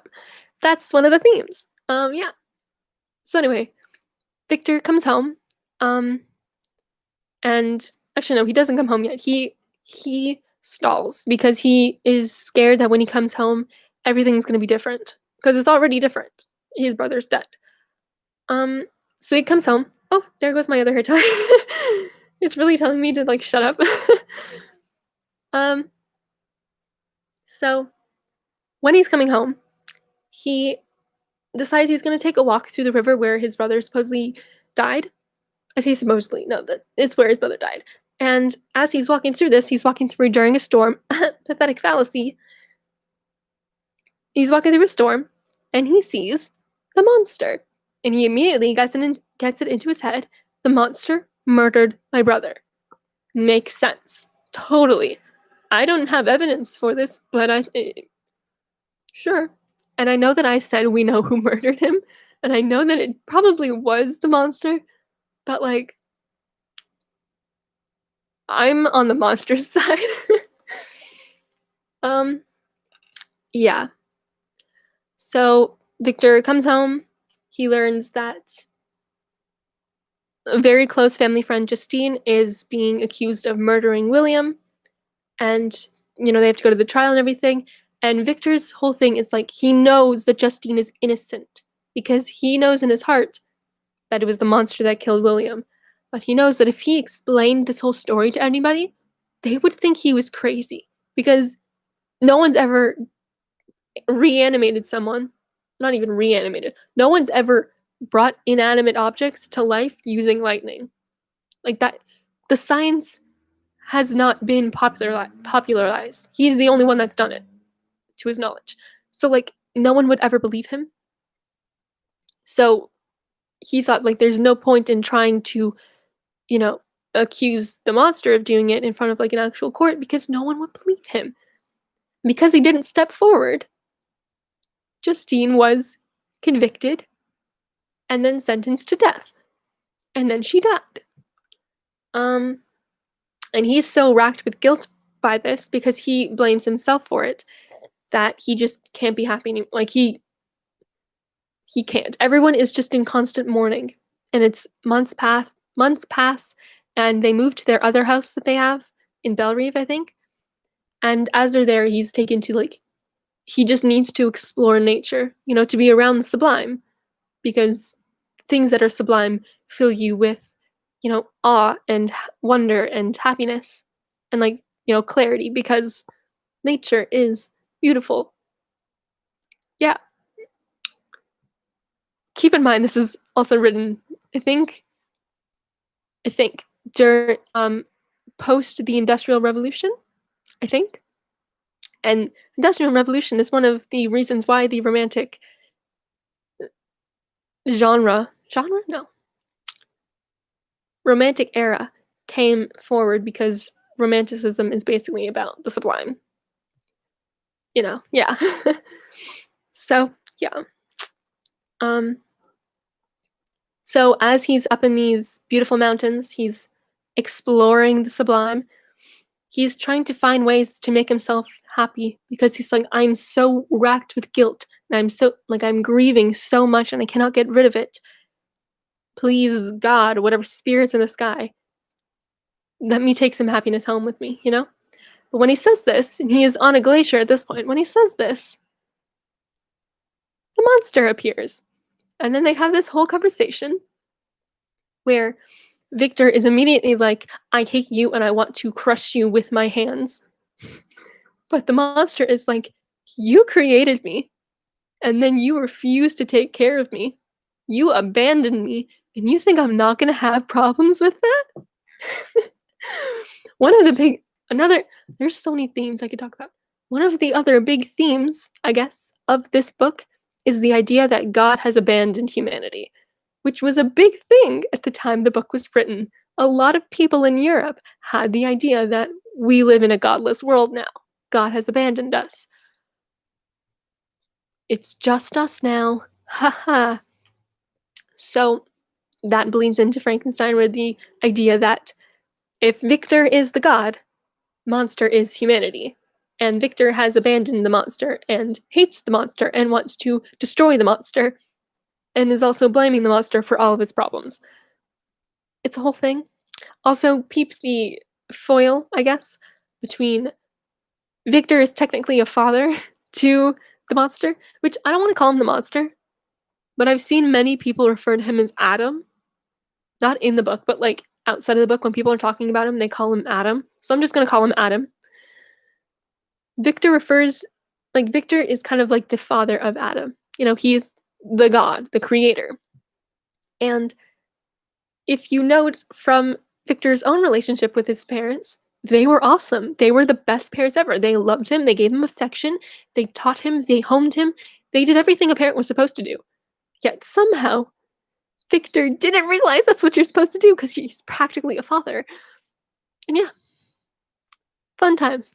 And the chapter ends where Adam, the monster, is like, please just refrain from trying to kill me and let me tell you my story. Listen to what I've been doing in the past 2 years while you have abandoned me, and then you can make up your mind whether or not you want to kill me or that you want to help me. After that, whatever. I'll respect your decision, but you have to respect mine. And that's how chapter 10 ended. That has been day 2 of Frankenstein. Hope you enjoyed. I have a feeling this webcam situation might not work tomorrow, but just so you know, the next group of chapters are 11, 12, 13, 14, 15, 16, 17. So we're reading 7 chapters, which is not fun. But yeah, that's the next chunk of chapters, I'm pretty sure. Yeah, it definitely is, which is nice. Again, if you have questions, anything you're confused about, if you want me to explain something that happened in the story so far, don't hesitate to ask. You can comment, you can message me, whatever, Yeah, thank you for watching. Hope you enjoyed. See you next time. Bye.